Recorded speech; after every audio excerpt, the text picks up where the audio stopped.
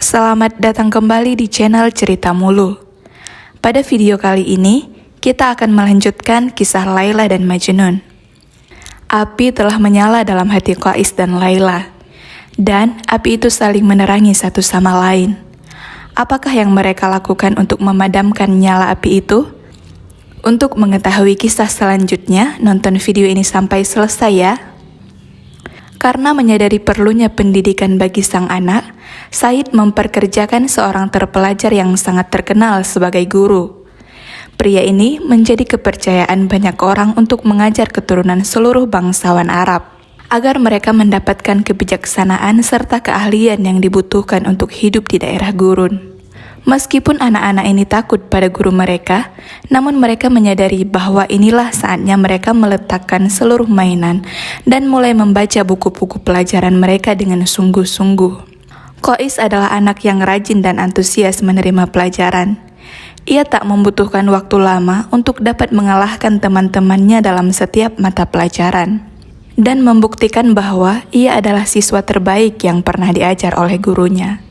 Ia paling unggul dalam pelajaran membaca dan menulis. Begitu ia berbicara, entah dalam bentuk debat atau percakapan sederhana, bibirnya selalu melontarkan kalimat-kalimat bijak dan sangatlah menyenangkan mendengarnya berbicara. Namun, tiba-tiba terjadilah sesuatu di luar dugaan. Teman-teman sekelas Qais merupakan keturunan bangsawan dari suku-suku yang berbeda, termasuk juga teman-teman perempuannya. Suatu hari, seorang gadis bergabung dalam kelasnya. Gadis itu memiliki kecantikan yang luar biasa yang membuat Qais dan bocah-bocah lelaki lainnya langsung terpukau. Gadis itu bernama Laila. Diambil dari kata Arab Lail yang berarti malam, sesuai dengan namanya. Rambutnya hitam legam dan di balik rambutnya wajahnya memancarkan kecantikan yang luar biasa. Matanya berwarna gelap, dalam dan bersinar, bak mata rusa, dan hanya dengan satu kejapan bulu matanya, ia dapat meruntuhkan dunia.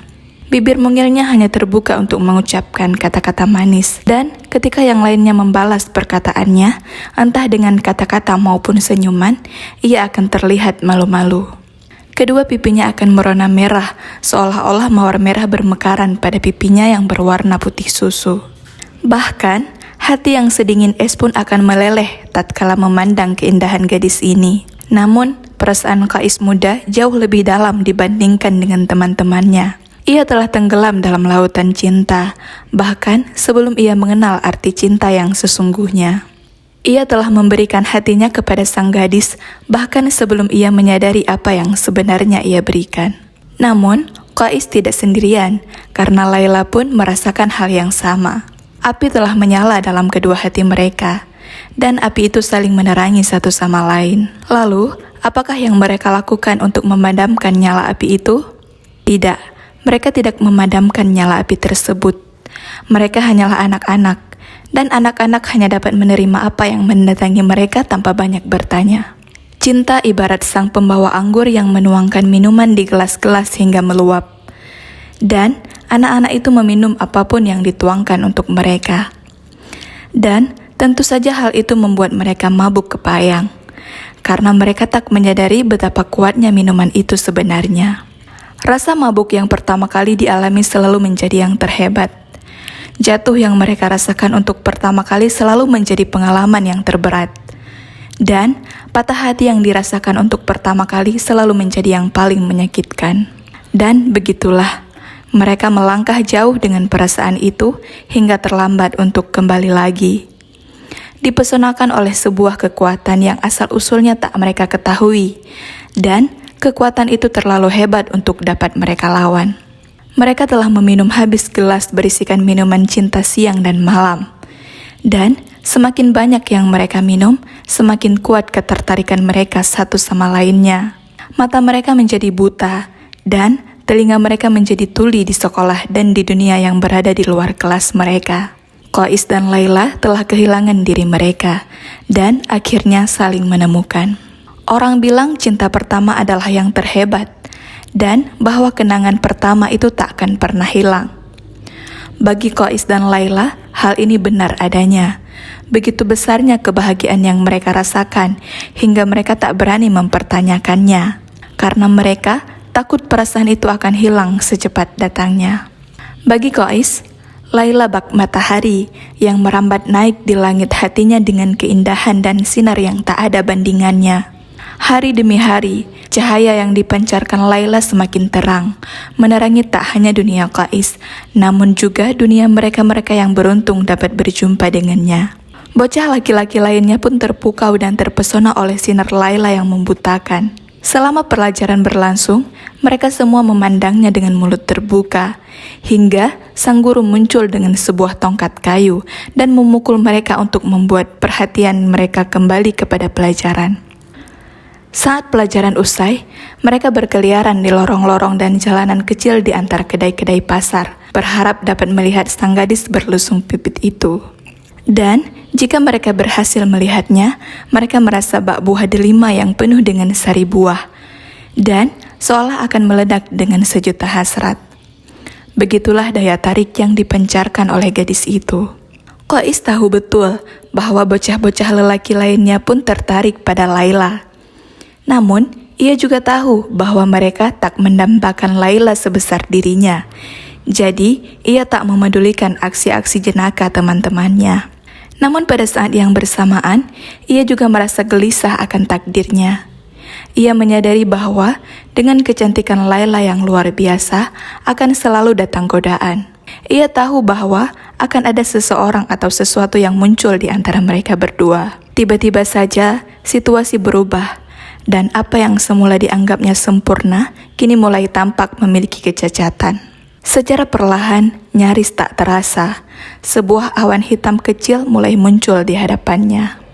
Tapi, bukankah memang permasalahannya selalu seperti itu? Tak ada yang abadi. Segala sesuatu di dunia ini bersifat sementara dan telah ditakdirkan untuk mati suatu hari nanti. Sementara kedua bocah yang sedang jatuh cinta ini tenggelam dalam sinaran cinta masing-masing, menenggak anggur dan menikmati firdaus yang membuat mereka lupa diri. Mata dunia terarah kepada mereka. Apakah yang lainnya menyadari apa yang sebenarnya terjadi antara Qais dan Laila? Apakah mereka melihat kedua bocah itu saling mencuri pandang? Dapatkah mereka membaca pertanda itu dan memecahkan tanda-tanda cinta rahasia yang mengikat hati kedua bocah itu? Siapa saja yang mengetahui hal itu dan seberapa banyakkah yang mereka ketahui? Tak ada yang berkata apapun, hingga suatu hari terdengar sebuah suara berucap, "Apakah kau belum mendengar bahwa Qais dan Laila sedang jatuh cinta?"